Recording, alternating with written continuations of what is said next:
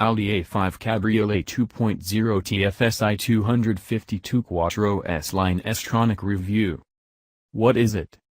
We Brits are second only to the Germans when it comes to the number of convertibles, such as this Audi A5 Cabriolet, sold in the, Milky Way? Or is it Europe? Anyway, it doesn't matter because it's right. We've heard statements such as these a million times before, and so what? Who cares about prosaic sales figures? It's the emotional side of cars we enjoy, and what we should be asking is why. Why, on an island where drizzle counts as clement, do we buy so many open tops? Two reasons, perhaps. The plucky Brit's stiff upper lip for one, balderdash to bally drizzle, we'll not let a drop of water stop us, and secondly, our optimism and sense of fun. Yes, it's raining now, but so what?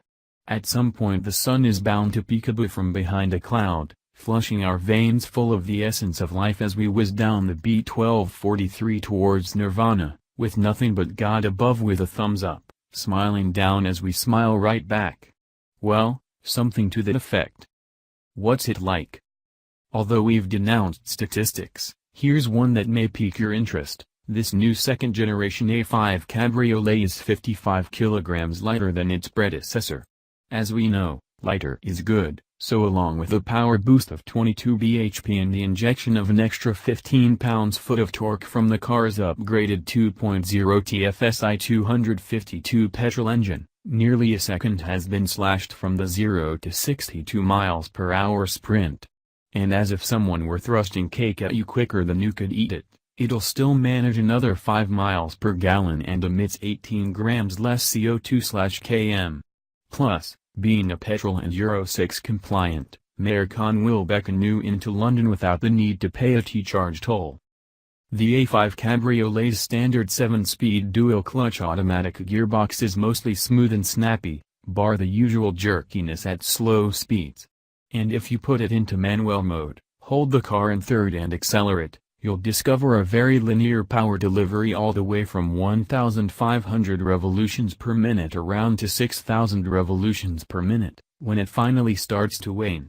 Which also means solid if not scintillating performance, with the ability to get past lumbering lorries in the hinterland without too much stress. So, it's great then? No. Remember that sense of fun we targeted? Well, this is an engine completely devoid of character. Linear it may be, but there's no exponential power explosion to encourage you to rev it to the final furlong, or indeed oral delights to stir the soul. A mildly gravelly, but mostly insipid, 4-pot whimper is about your lot. That said, with its main rivals, the BMW 430i and Mercedes-Benz C300, having just 4 cylinders too, you could argue it's merely a sign of the times.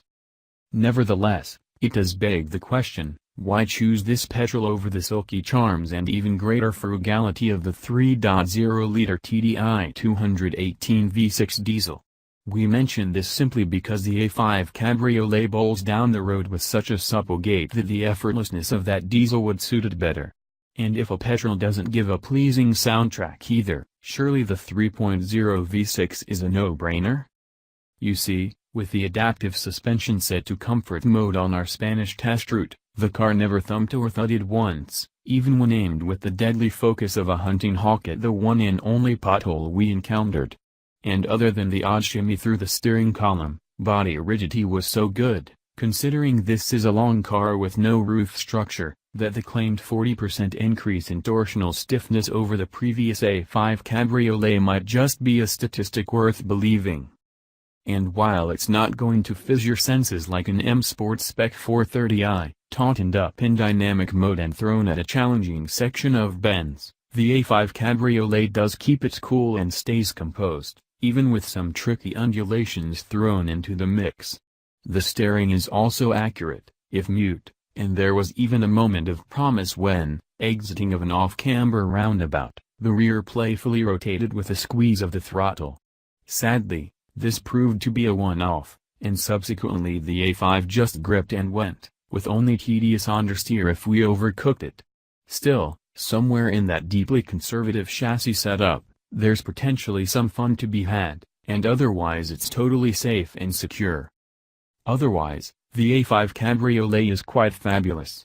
At speed, its acoustically lined hood is smashing at insulating you from the outside world, and with it down, a process that requires just one touch of a button and is achieved in merely 15.0 seconds, it's bluster-free with the windows up, too.